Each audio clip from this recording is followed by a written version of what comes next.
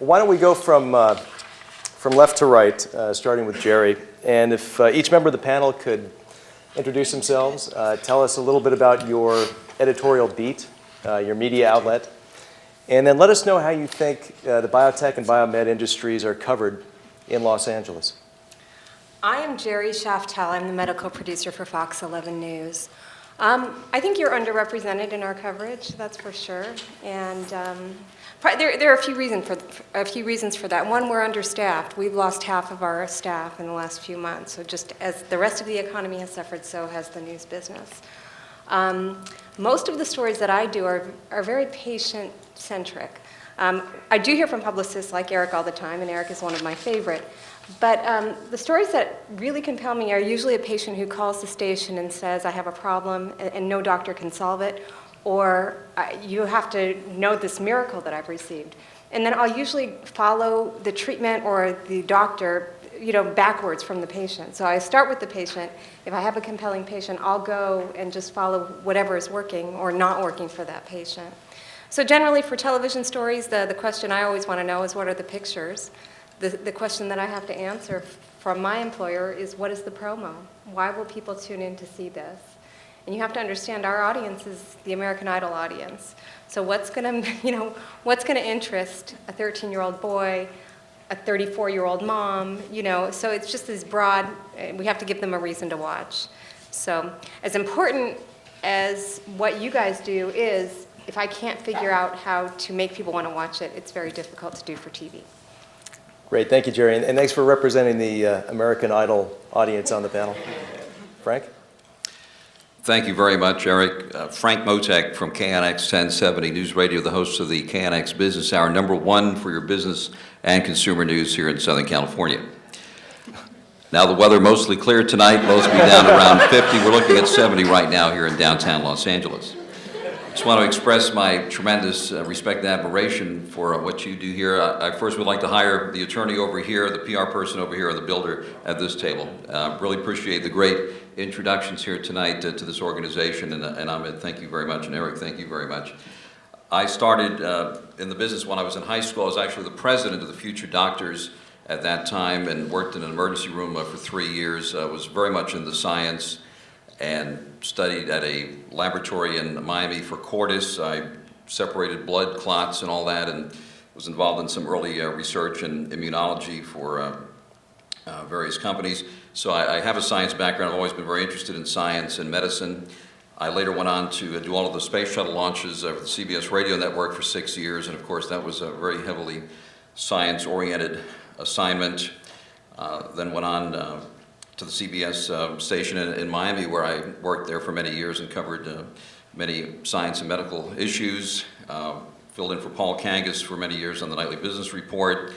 Came out here about 18 years ago and started at KNX then. I've been doing the business news pretty much exclusively for the last 5 or 6 years. And certainly cover what you do to some extent. And radio, of course, is different than television in that we do not depend on the pictures, so it's very easy to get a story on the air. The business hour and the whole station really is entirely news-driven. So when I come in the morning, it's pretty much a blank slate. So if I see, there's been a cure for brain cancer, obviously we want to talk to you. If there's some story connected to your industry, we want to get you on the air. So from that standpoint, I find radio the most satisfying form of broadcast journalism because we mobilize very, very quickly. And that's why we say, see it tonight, read about it tomorrow, but hear it now on the business hour. And that, I think, is the great strength of radio and the great strength of the last, all news station here in Southern California. So we're going strong and certainly would like to hear from you and certainly respect the work that you do. Well, hello, I'm Jim Flanagan, and I was a business columnist for the Los Angeles Times for more than 20 years. I'm a contract writer for the New York Times now. I've been a business journalist for 47 years, and I have covered every industry, and including very much biotech, pharmaceutical industry. And what advice would I give to anybody about getting a story or reaching media? Well, you have a very interesting industry. This is a wow industry. Jerry talks to patients, Frank talks to business people, but everybody is interested. I've covered, in fact, the other month there, I wrote a column in the New York Times, and I ran into companies like Replenish. Replenish is a small startup coming out of USC and Caltech. It's up in Pasadena. What do they have? They're perfecting an implantable device in the eye, a microscopic implantable device that would feed drugs to combat glaucoma and macular degeneration. Some people in this room, including myself, are elderly. And people who are not elderly know all about these kinds of things. And they say, oh my God, tell me about that. What does it do? How does it do that? You know, I have an aunt who is suffering from this. Everybody's got this kind of thing. I was up in Mountain View the other week, and there's a company called NeuroPace. NeuroPace is a 13-year-old company. It has never had a cent of revenue. It is backed by $120 million of venture capital from everybody from Johnson & Johnson to Domain Associates. What does it do? It has come up with a way of alleviating epilepsy by an implantable device in the brain that broadcasts the aura of a seizure coming on. This kind of stuff is wow stuff. So, and I think the best way is not to sit there or try to say, well, gee, can you do a story on this company? But Frank has something going on, or Jerry or Deborah, you simply make yourself a source and say, hey, if you'd like to know about what's going on in some aspect of medicine or science that you need to be a little expert on in 5 minutes, hey, be a resource, and then you get your name in and you get all that kind of good stuff. That's what my only advice. That's what I have to say to start off. Great. Thank you, Jim. Deborah? Yes. Hi, Deborah Crow with the Los Angeles Business Journal.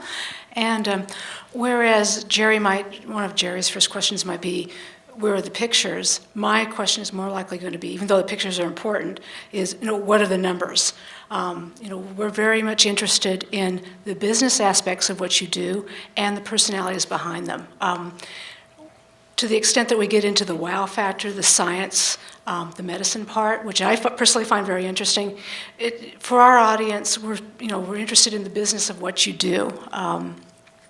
A lot of what I do when I'm covering healthcare, life sciences, biotech, is driven by events in your company. The quarterly reports, venture capital, the announcement that you're about to be, bought out and shipped out of state, which is too often the case here in Los Angeles County. And so I spend a lot of time fielding calls from media people who are talking about the science and the medicine aspect and don't necessarily come back to me with what's going on with the business right now. And it's that business angle that allows me to sort of delve into more of the wow aspects of all of what you do. Mark, you work with executives in a number of different industries. How do biotech and medical device executives stack up in terms of media savvy? And what do you think is unique about training them and preparing them for the media versus other industries? The biotech pharmaceutical industries are filled with tremendous communicators, but typically they are tremendous communicators among one another. They are very good at discussing the science, at discussing things in terms that one another understands very well. They are less good, less effective at talking to the 34-year-old mother, the 13-year-old kid, the stay-at-home mom, the grandmother, and that is the audience that comprises the traditional news media. You're talking to a mainstream audience, and so a lot of people with advanced degrees have a hard time doing that. True for clinicians as well, by the way.